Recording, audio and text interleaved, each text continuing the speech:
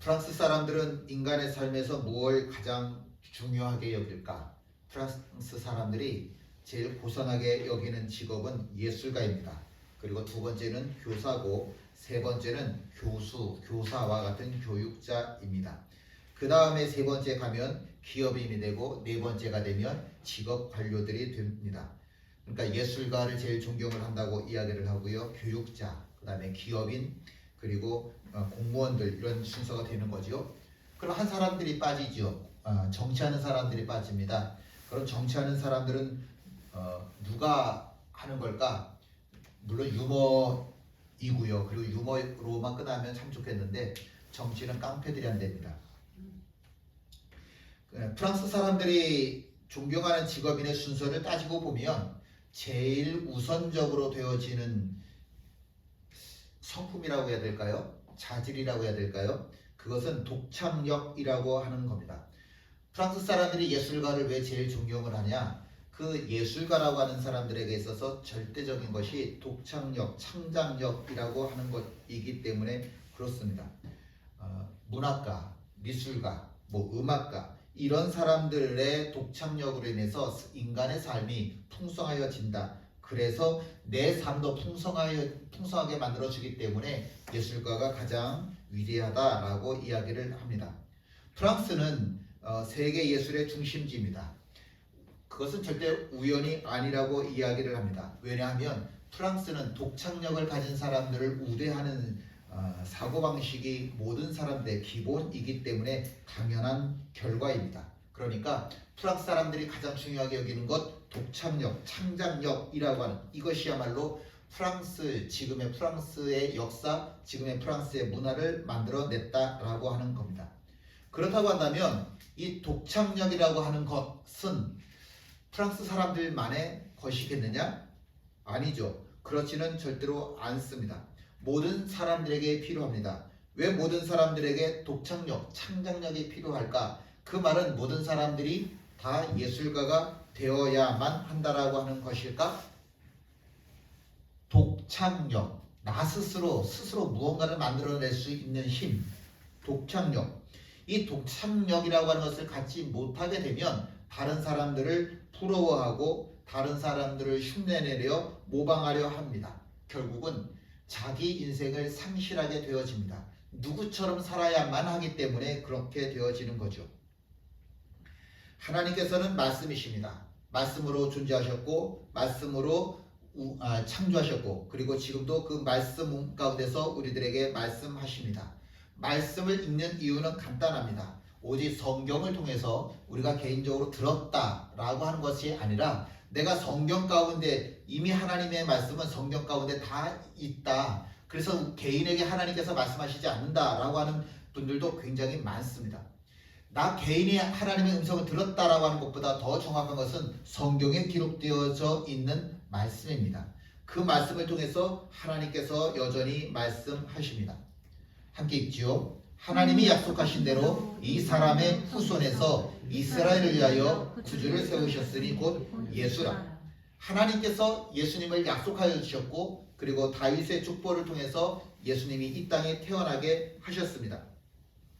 그 예수님은 곧 임마누엘 되신 성부 하나님께서 우리와 함께 거하시기 위해서 이 땅에 오신 성자 하나님이시죠. 예수님이시죠.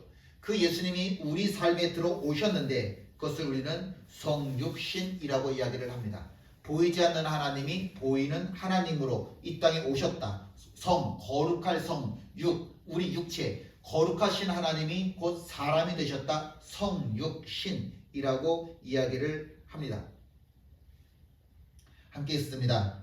보라, 처녀가 잉태하여 아들을 낳을 것이요 그의 이름을 임마누엘이라 하리라. 아멘. 하나님의 이 말씀은 마리아를 통해서 이루어졌습니다. 동정녀 마리아가 예수님을 잉태하였던 것이었었죠. 다시 한번 함께 읽습니다. 우리에게는 하늘에 올라가신 위대한 대제사장이신 하나님의 아들 예수가 계십니다. 그러므로 우리의 신앙 고백을 굳게 지킵시다. 우리의 대제사장은 우리의 연약함을 동정하지 못하시는 분이 아닙니다. 그는 모든 점에서 우리와 마찬가지로 시험을 받으셨지만 죄는 없으십니다. 아멘.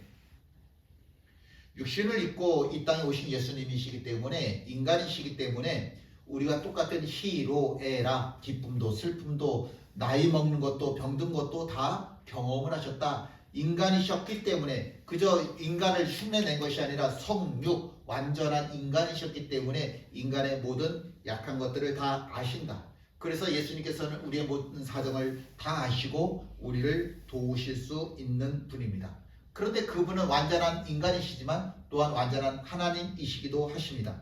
그분이 우리를 위해서 죽으셨는데 더 이상 완전한 제물이 있을 수가 없습니다. 오직 예수님만이 완벽한 제물 되어지시는 겁니다. 함께 있습니다. 한 사람으로 말미암아 죄가 세상에 들어왔고 또 그 죄로 말미암아 죽음이 들어온 것과 같이 모든 사람이 죄를 지었기 때문에 죽음이 모든 사람에게 이르게 되었습니다. 술 공장에서 나오는 모든 제품들은 다 술입니다. 물론 차이가 있겠죠. 도수가 높은 술, 도수가 낮은 술, 비싼 술, 값싼 술, 이런 차이점은 있을 겁니다. 그러나 술 공장에서는 절대로 향기로운 화장품은 생산될 수 없습니다. 지금 우리가 읽은 성경 말씀에서 한 사람이라고 하는 것은 아담을 이야기를 합니다. 그 아담을 통해서 이 땅에 죄가 들어왔고, 그때서부터 아담이 낳는 모든 사람들, 아담의 후손, 그 또 후손, 우리에 이르기까지 모든 사람들은 술 공장에서 술이 나오는 것처럼 죄의 공장이 되어져서 모든 사람들은 죄인이 될 수밖에 없는 겁니다. 성경에 기록되어져 있는 말씀이 그러합니다. 물론 인간의 차이는 있습니다. 윤리적인 사람, 전혀 윤리적이지 않은 사람, 현행법에 저촉되어서 교도소에 있는 사람, 언제든지 교도소 갈 수 있는 사람, 유식한 죄인, 무식한 죄인, 교양 있는 죄인, 교양 없는 죄인, 피부색이 하얀 죄인, 피부색이 검은 죄인의 차이는 있을 겁니다. 그러나 모든 사람들은 죄인이고, 성경은 또다시 이렇게 말씀합니다. 그리고 모두가 죽을 수밖에 없다. 이것이 성경에서 말씀하는 결론입니다. 함께 했습니다. 한 사람이 순종하지 않음으로 말미암아 많은 사람이 죄인으로 판정을 받았는데 이제는 한 사람이 순종함으로 말미암아 많은 사람이 의인으로 판정을 받을 것입니다. 아담으로 시작되어진 죄는 모든 사람들에게 동일한 죄입니다. 그래서 모두가 죽을 수밖에 없습니다. 그러나 예수님은 달라요. 예수님은 인간의 몸으로 태어나셨지만 그의 근본은 하나님이십니다. 죄가 없으신 완전한 분이시고 그 분이 오히려 우리의 죄를 위해서 십자가에 달려 죽으셨습니다. 그래서 모든 인간은 구원을 받았죠. 하나님의 의로운 자녀가 된 겁니다. 아담이 죄 공장이라고 한다면 예수님은 생명의 공장입니다. 아담의 후손들이 계속해서 죄 가운데 태어날 수밖에 없지만 누구든지 예수 안에 있으면 새로운 생명을, 죄 씻음을 얻게 되어집니다. 누구나 다 하나님의 의로운 자녀가 되어지는 겁니다. 생각을 해보면 하나님이 인간의 몸을 입으시고 이 땅에 오신다라고 하는 것을 누가 감히 계획할 수 있겠습니까? 그래서 그 성자 하나님께서 희로 애락을 아시고 이 땅의 모든 사람들을, 고통당하는 사람들을 도우실 수 있다라고 하는 사실을 누가 감히 계획이나 할 수 있겠습니까? 사람이 어떻게 계획을 세울 수 있고 어떻게 이런 일을 이루어낼 수 있겠습니까? 오직 예수님께서 인간을 위해 몸을 입으시고 이 땅에 오셨기 때문에 하나님의 독창성, 하나님의 창작력이기 때문에 이 모든 일이 가능해진 겁니다. 하나님께서 말씀으로 이 땅을 창조하셨습니다. 그리고 당신의 생기를 불어넣으셔서 사람이 생명이 되게 하셨습니다. 하나님께서 이스라엘을 노예되었던 그 땅에서 구원하셔서 가나안 땅에 이르게 하셨습니다. 가장 강한 민족이 되게 하셨고 홍해를 가르셨고 그리고 만나와 밤에 찌라기를 주셨고 반석에서 물을 터뜨려 주셨습니다. 오직 하나님만이 하실 수 있는 일입니다. 생각을 해보면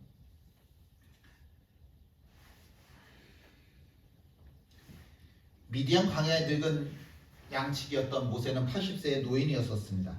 그가 지닌 것은 모두 장인의 소유물이었고 자기 것은 아무것도 없었습니다. 자기 소유물이라고 하는 것은 양을 칠 때 사용하는 지팡이밖에 없었습니다. 그런데 그 사람을 통해서 하나님께서는 이스라엘을 구원하셨습니다. 세계 최강 애국을 향해서 나아가는 그 모세가 하나님 앞에 구했던 것 아무것도 없었습니다. 하나님밖에 없었습니다. 모세가 붙잡은 것은 마른 지팡이 하나였는데 그 마른 지팡이 하나를 가지고 하나님께서는 반석에서 물이 솟게 하셨고 홍해를 가르셨습니다. 오직 모세만을 통해서 그렇게 하나님께서 일을 행하셨습니다. 이스라엘과 블레셋이 전쟁을 합니다. 골리앗이 그 가장 앞에 서서 블레셋 군대를 지휘합니다. 이스라엘 사람들이 감히 맞서서 싸울 수가 없습니다.